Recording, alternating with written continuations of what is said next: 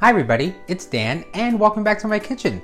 Today we're going to be whipping up a Sailor Moon inspired cake with the simple chocolate cake recipe, fluffy vanilla buttercream, simple fondant decorations, and all of it's going to come together for one amazing, delicious, nerdy cake.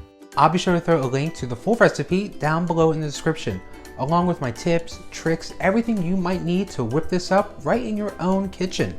Plus, while you're down there, don't forget to like, subscribe, click the bell to receive notifications every time I post a new video. Now for our doll cake, we are just gonna have 2 layers, but if you want to split up this doll cake form into 3 layers or 4 layers, definitely feel free to go ahead and do so. But for today, we're gonna go ahead and just use 2 layers. So before we stack them together, we're gonna add a generous helping of this dreamy vanilla buttercream, smooth it out, and add our top layer of cake. Once your cakes have been filled and stacked, it's gonna be time to start our crumb coat. Now our crumb coat is gonna be a very thin layer of frosting used to glue our crumbs down, seal in the cake's moisture, which is going to be super useful if you need to store the cake before decorating, and provide an even base for additional buttercream. It's basically a delicious primer for your cake masterpiece that keeps the cake on the cake side and the frosting on the frosting side. So for our crumb coat, we're going to use an offset spatula and spread a thin layer of frosting over our cake. It should be thin enough that you can see the cake and crumbs through it, and don't worry about any visible crumbs.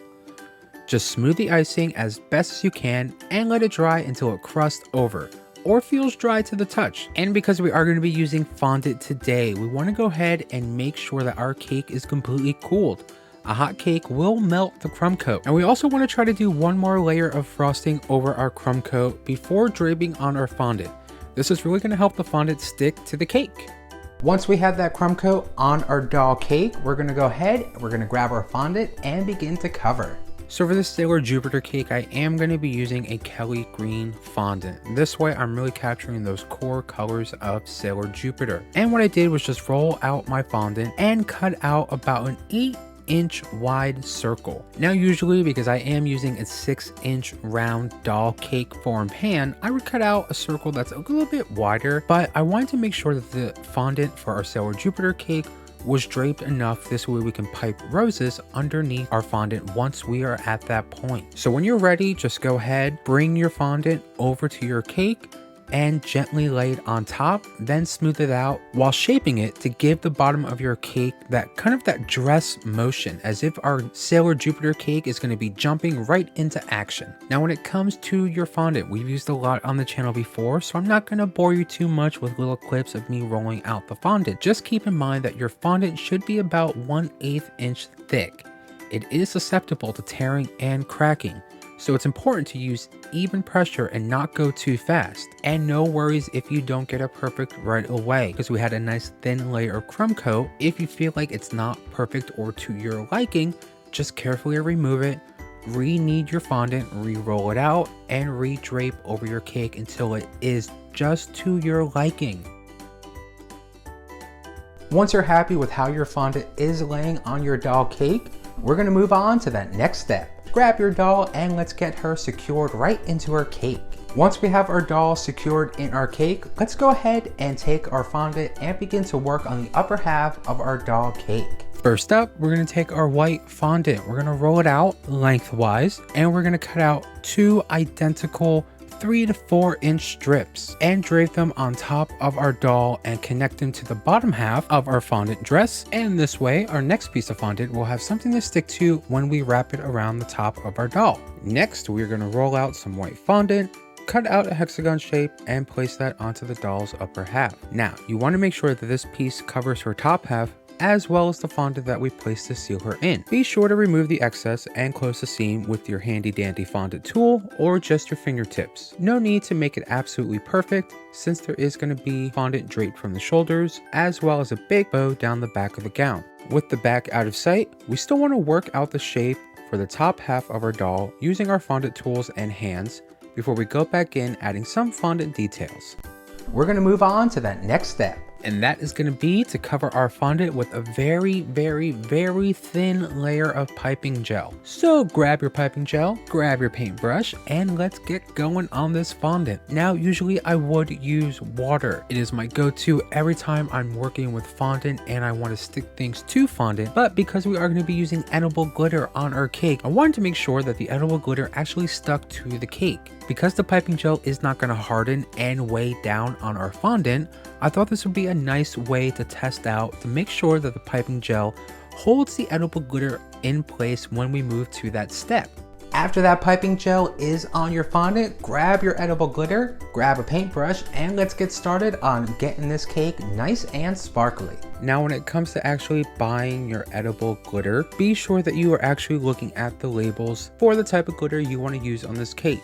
Most edible glitters and luster dust should state edible on the label. If the label just says non-toxic or for decorative purposes only and does not include an ingredient list, the glitter should not be used directly on foods and should not be consumed at all. If the glitter you'd like to use is edible, it will likely say somewhere on its packaging edible glitter and include a list of ingredients that can commonly include sugar, cornstarch, maybe some color additives. Either way, don't be fooled by products that say non-toxic on the label. Just because it's non-toxic does not mean it's edible. For example, Play-Doh, non-toxic. You're not going to grab a chunk and eat that for breakfast. Luckily, it's pretty easy to figure out what's edible and what's purely aesthetic once you know what to look for.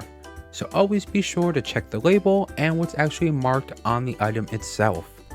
We're going to grab more fondant and we're going to continue to decorate to really make sure that this is fully Sailor Moon inspired. So gather up your red fondant and roll it out lengthwise. Your red fondant should be rolled out to about a 1/2 inch thickness and rolled out lengthwise. The goal here is to have a 12-inch stretch of fondant. You can go as short as 9 inches and slightly pull as you wrap your cake. Just keep in mind though that this may cause the fondant to tear. Once you're happy with how your red fondant belt looks on your cake, we're going to move on to that next step by adding some simple fondant decorations around the bottom of our cake. So first up, we're going to start with our moon prism brooch. All it is just some simple fondant shapes, a yellow fondant circle, a smaller yellow fondant circle that you can sparkle out with some pink edible glitter, a yellow fondant crescent moon, and bedazzled with 4 gemstones to represent her friend Sailor Mercury, Venus, Mars, and Jupiter. When you have that moon brooch, just go ahead and center that in the front of your cake,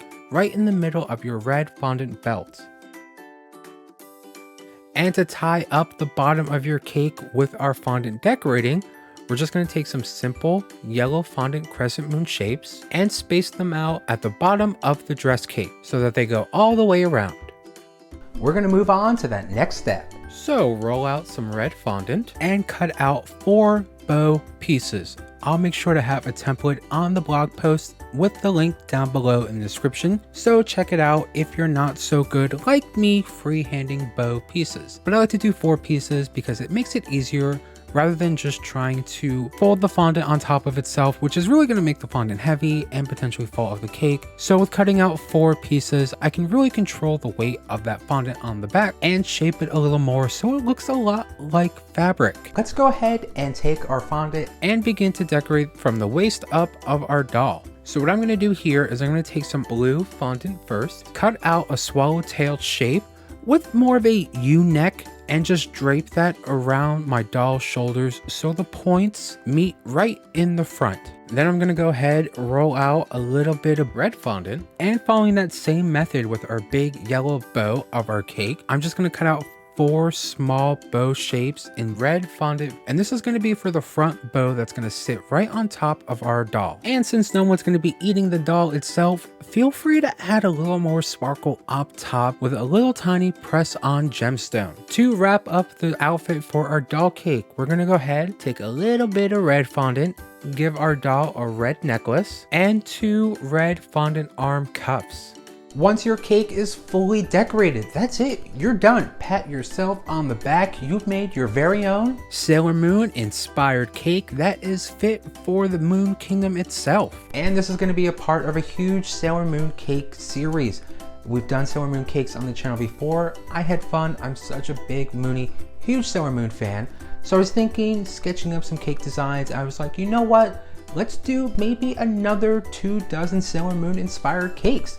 So be sure to head to those comments down below and let me know your favorite Sailor Moon scout so we can go ahead and make sure that she gets their very own cake. And that is a wrap. Thank you so much for hanging out today in my kitchen and checking out this amazing new recipe. Don't forget, if you want even more, like, subscribe, click the bell to receive notifications every time I post a new video. And if you whip this up right at home, don't forget to give a tag on Instagram. You know, let me see what you're baking up in your kitchen. Alrighty, well, I'm gonna grab a slice of this cake, enjoy the day, enjoy the weather. Hope you get to do the same. And as always, I will see you in the next video very, very soon. Bye-bye.